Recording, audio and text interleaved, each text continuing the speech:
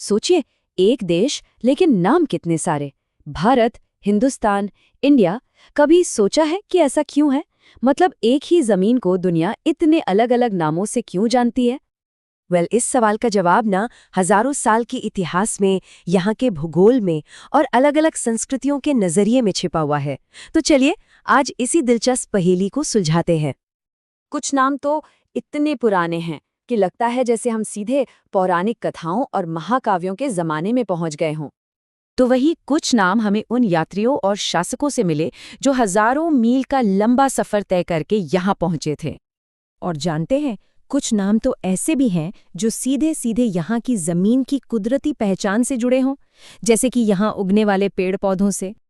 सही मायनों में हर नाम अपने आप में इतिहास का एक पूरा का पूरा चैप्टर है। ये हमें बताता है कि बाहर की दुनिया इस महान उपमहाद्वीप को कैसे देखती थी और यहाँ रहने वाले लोग वो खुद को क्या समझते थे। तो फिर देर किस बात की, चलिए इस फैसिनेटिंग सफर पर निकलते हैं और एक एक करके इन नामों की परतें खोलते हैं। पता है, सोर्सेस की माने तो दर्जन भर से भी ज्यादा नाम चलन में रहे हैं। और ये सिर्फ नाम नहीं है, समझिए कि ये इतिहास की वो पगडंडियां हैं जो हमें अलग अलग दौर में, अलग अलग समय में ले जाती हैं। तो सबसे पहले बात करते हैं उस नाम की जो शायद सबसे ज्यादा गूंजता है, भारत। सवाल ये है कि आखिर ये नाम आया कहाँ से? और मजे की बात यह है कि इसका कोई एक सीधा साधा जवाब नहीं है। इस नाम की जड़ें ना कई प्राचीन कथाओं और परंपराओं में मिलती हैं। ऋग्वेद की भरत जनजाति से लेके रामायण, महाभारत और हाँ, जैन परंपरा के महान चरित्रों तक में इसका जिक्र है। लेकिन बात सिर्फ कहानियों तक ही सीमित नहीं थी। विष्णु पुराण जैसे प्राचीन ग्रंथों ने इसे एक बाकायदा ज्योग्राफिकल पहचान दी और इसे नाम दिया भारतवर्ष। मतलब वो जमीन जो समुद्र के उत्तर से लेकर बर्फीले पहाड़ों यानी हिमालय तक फैली हुई है। और फिर हुआ ये कि धीरे धीरे ये नाम सिर्फ किताबों और कहानियों से निकलकर जमीन पर, पत्थरों पर उतरने लगा। जैसे खारवेल के हाथी गुम्फा शिलालेख में इसका जिक्र मिलता है। ये दिखाता है कि कैसे एक पौराणिक विचार अब एक पॉलिटिकल रियलिटी, एक हकीकत बन रहा था। अच्छा, अब एक ऐसे नाम की बात करते हैं जो इस जमीन को सीधे सीधे इसकी प्रकृति से जोड़ता है, और वो नाम है जम्बू द्वीप। इसका मतलब है जामुन के पेड़ों का द्वीप। कितना पोएटिक है ना? ये नाम हमें बताता है कि पुराने जमाने में लोग अपनी जमीन की पहचान वहां उगने वाले पेड़ पौधों यानी वहां की वनस्पति से भी करते थे। और इसे कोई छोटा मोटा द्वीप मत समझिएगा। चाणक्य से लेकर सम्राट अशोक के शिलालेखों तक प्राचीन ग्रंथों में जम्बू द्वीप को एक बहुत बड़ा, एक सेंट्रल कॉन्टिनेंट माना गया है, जिसकी अपनी एकदम साफ साफ सीमाएं थीं।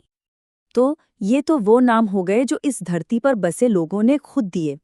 लेकिन बाहर की दुनिया इसे किस नाम से जानती थी? बस यहीं से कहानी में एंट्री होती है इंडिया की। हाँ, आज पूरी दुनिया में जो नाम सबसे कॉमन है वो हमें यूरोप से मिला है, खासकर प्राचीन यूनानियों से। और इसकी कहानी भी बड़ी दिलचस्प है। देखिए, इसकी शुरुआत हुई सिंधु नदी से। यूनानी लोग सिंधु को कहते थे इंडस, और बस इसी इंडस से बना इंडिया। कमाल की बात यह है कि शुरू में ये नाम सिर्फ सिंधु घाटी के लिए इस्तेमाल होता था, पर धीरे धीरे ये पूरे के पूरे उपमहाद्वीप की पहचान बन गया। और ऐसा नहीं है कि सिर्फ यूनानियों ने ही नाम दिया। दुनिया की लगभग हर बड़ी सभ्यता ने इस जमीन को अपना एक नाम दिया। फारसियों ने इसे हिंदुस्तान कहा, अरबों ने अल हिंद पुकारा, तो चीन से आने वालों ने यिंतू या त्यांजू कहा। हर नाम अपने साथ एक अलग नजरिया लेकर आता है। तो सवाल ये उठता है कि इन इतने सारे नामों से हमें क्या समझना चाहिए? क्या ये किसी तरह का कन्फ्यूजन है? नहीं, बिल्कुल नहीं। असल में ये कोई कंफ्यूजन नहीं, बल्कि एक बहुरंगी चादर की तरह है। सोचिए, हर नाम एक धागा है और हर धागा एक अलग कहानी कहता है। कोई कहानी किसी राजा की है तो कोई किसी नदी की, कोई कहानी अंदर से देखने का नजरिया है तो कोई बाहर से। हर नाम इतिहास की एक परत है, एक लेयर, जो हमें बताती है कि ये देश क्या था और वक्त के साथ क्या बनता गया।